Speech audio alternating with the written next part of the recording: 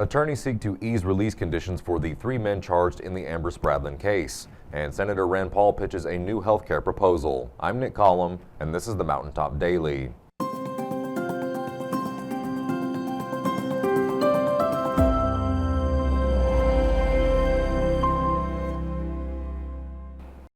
There are new developments in the Amber Spradlin murder case as all 3 defendants seek changes to their release conditions. Earlier this week, Special Judge Eddie Coleman reduced murder suspect M.K. McKinney's bond from $5 million cash to $400,000 cash plus a $1 million property bond. But under Kentucky law, that property must be worth twice the bond amount, meaning $2 million in equity. McKinney's attorney, Stephen Romines, has now filed a new motion saying his client cannot meet that requirement. He's asking the judge to adjust the bond to $1 million in property plus the $400,000 in cash, or to allow a flat $500,000 cash bond. All other conditions, home incarceration, 24-hour monitoring, no contact with co-defendants, and no drugs or alcohol, would remain.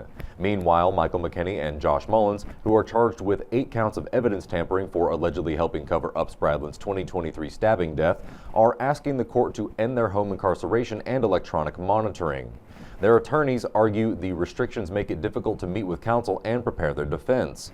Both men have been on monitoring since last year with no reported violations.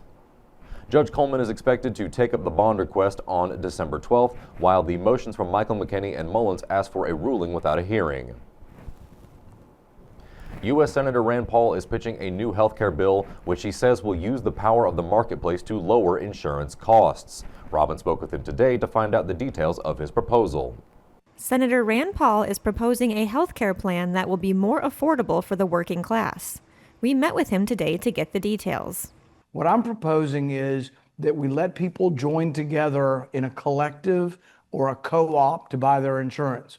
What I mean by this is that if all the members of Costco were allowed to buy their insurance as a group, there are 44 million members of Costco, and there probably would be more join if they could buy their insurance through Costco or Amazon or Sam's Club.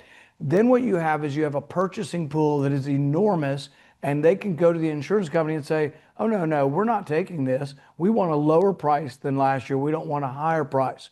But it would be a market force. It wouldn't be the government dictating it. It wouldn't be a mandate. It would be allowing consumers to come together as a group to negotiate against big insurance.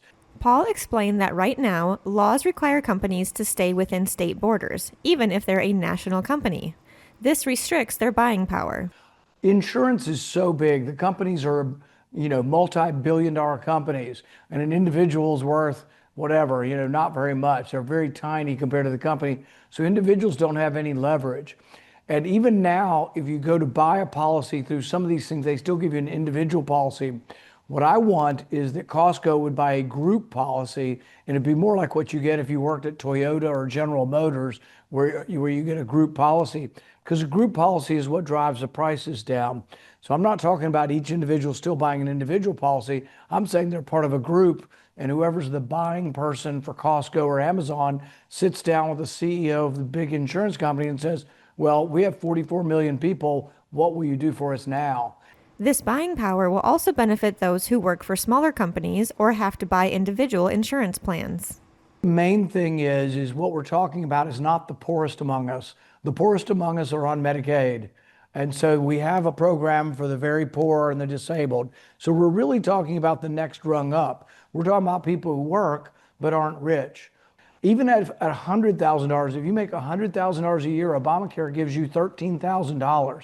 We just can't do that. That's just, $100,000 a year. Ask most people in Eastern Kentucky if you're a poor person, if you make $100,000 a year, and I think they'll say that's a crock. I still have sympathy for you. If you make 80 or 90 or 100 and your insurance costs 30, that's ridiculous. So we have to get it down, but we shouldn't be just giving you a subsidy, because the subsidy just drives the price higher and big insurance gets rich off of it, and none of us are better off. That's what we've been doing for almost 15 years now, is feeding big insurance. More details about this proposal can be found on his website, paul.senate.gov. Reporting for Mountaintop News, I'm Robin Tillman. Coming up after the break, one area church is preparing free meals on Christmas Day, and they'll even deliver. We'll tell you about it when the Mountaintop Daily continues, but first, sports and weather.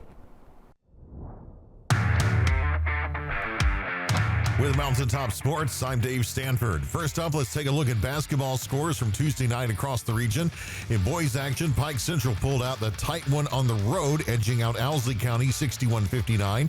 Perry Central picked up a big win over Ledger Central 83-77, and Phelps survived a thriller, beating Betsy Lane 72-71.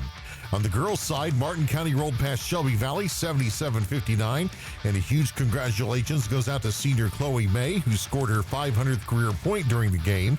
From all of us here at Mountaintop Sports, well done. Elsewhere, Phelps beat Mount View 52-44, Floyd Central topped Paintsville 64-45, and Belfry held on late to edge Lawrence County 60-59. And while we're celebrating student athletes, a big shout out goes to Kylie Compton from Pike Central's cheer squad. She has officially secured a spot on the Morehead State cheer team for next year. An incredible accomplishment. Congratulations, Kylie. Now to a major update for Kentucky volleyball fans headed to the NCAA tournament this week. The NCAA has issued a significant rule change for this year's championship that could directly affect the Lexington sub-regional.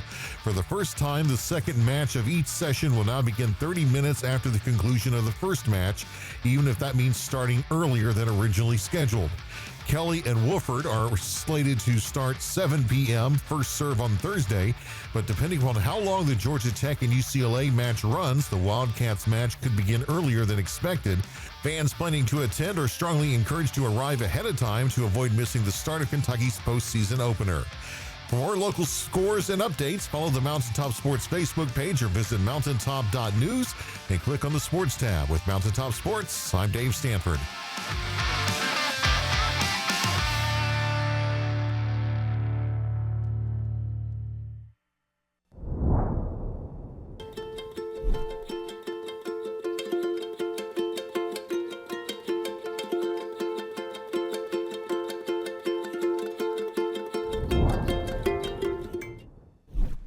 When the government took Social Security away from honest Eastern Kentuckians, Attorney Ned Pillersdorf got the hearings declared unconstitutional. When the women guards were harassed at Little Sandy Jail, Ned fought back, securing a $1 million verdict at trial. And when the state tried to shut down Cordia School, Ned fought back and kept the school open.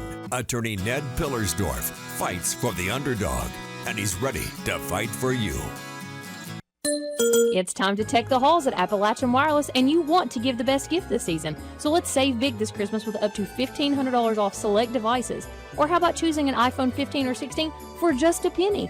You know what? Our accessories are 50% off as well. Great for stocking stuffers. So don't wait. Let's make this Christmas one where you save money, stay connected, and have a chance to win some cash. So visit us today at one of our many retail locations or find out more at AppalachianWireless.com, and let's tech the halls, because we are you. We are Appalachian Wireless.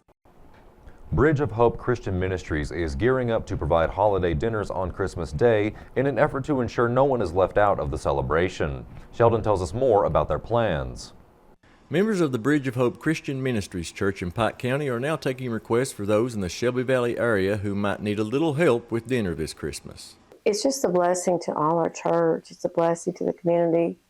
We love doing it, and we do it for the Shelby Valley area, Thornton, Robinson Creek, and Virgie, and we deliver. And most of the time we're done by 1:30, to clean up everything. So it takes part of your day, but it's worth it. It's worth it. I've often said, we do it on Christmas Day, and I've said to the people, to take them away from their families, and they come and do this. And I've asked them, do you want to stop it? And no, they do not want to stop it. They want to continue it. It's a blessing to do that and serve it to the people. For the past decade, Thornsbury and her fellow members have organized the free dinner solely as a volunteer effort, and she says those involved have no thought of slowing down. We have the church, our church family, that help us do the dinners. They help us fix the turkeys, and then they come that morning at 8 o'clock, and we start cooking and getting it all ready and get prepared to deliver. And then around 10:30, we start serving it into the containers, and then we deliver and try to get it to the people by 12 o'clock. Some of them call in for the dinners. They'll say something like, I would just like to have a turkey just to fix for my family, and that touches your heart, and you want to try to do something to help them, and that's why we do it. Those interested should make their requests by December 17th by calling the church at 606-639-9253 or by cell at 606-794-7873. Reporting for Mountaintop News, I'm Sheldon Compton. That will do it for this edition of the Mountaintop Daily. Be sure to check us out at 6 p.m. every weekday on Mountaintop TV, the Mountaintop TV app, and the Mountaintop News Facebook page. With your Mountaintop Daily, I'm Nick Collum for Mountaintop News.